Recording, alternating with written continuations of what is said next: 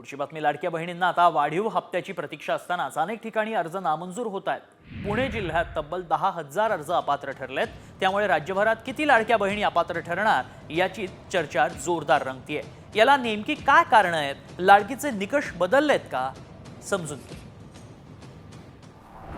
पुण्यात 10,000 लाडक्या अपात्र। अपात्रतेच्या यादीत तुमचंही नाव।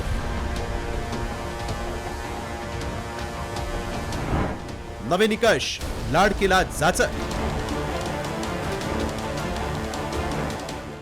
विधानसभा निवडणुकीत महायुतीला बहुमत मिळालं। त्यामध्ये लाडक्या बहिणींचा वाटा मोठा आहे। दर महिन्याला 1,500 रुपये लाभार्थी महिलेला दिले जातात।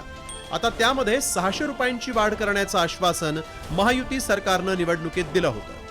सुमारे 2 कोटींच्या घरात पात्र लाभार्थी या महिलांच्या खात्यात पैसे जमा झाले। मात्र आता अनेक ठिकाणी लाडक्या बहिणींची नाराजी समोर येतेय। पुणे जिल्ह्यात या योजनेत आतापर्यंत 10,000 बहिणी अपात्र ठरल्या आहेत। महिला आणि बालकल्याण विभागानं या संदर्भात काय माहिती दिली आहे पाहूया। पुणे जिल्ह्यात लाडकी बहीण योजनेत आतापर्यंत 10,000 बहिणी अपात्र। 15 ऑक्टोबर पर्यंत 21,11,363 अर्ज मंजूर। 20,84,000 अर्जदारांना योजनेचा लाभ। पुण्यात अजूनही 12,000 अर्जांची छाननी बाकी। हवेली तालुक्यात सर्वाधिक 4,19,859 अर्ज।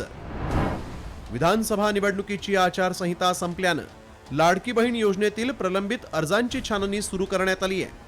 अपुरे कागदपत्र, मर्यादेपेक्षा जास्त उत्पन्न, एकाच कुटुंबातील 2 पेक्षा जास्त महिलांचा अर्ज असे काटेकोर निकष प्रशासनानं लावल्यामुळे लाडक्या बहिणी अपात्र ठरतायत। पिंपरी चिंचवड शहरातही अशाच जाचकटींमुळे सुमारे 42,000 महिलांचे अर्ज नामंजूर झालेत। राज्य सरकारची आर्थिक स्थिती नाजूक आहे। त्यामुळे ही योजना राबवताना महायुतीची दमछाक होणार आहे। लाडक्या बहिणींना नाराज न करता या योजनेची यशस्वी अंमलबजावणी कशी होणार हे पाहणं महत्त्वाचं आहे। ब्युरो रिपोर्ट, साम टीव्ही न्यूज।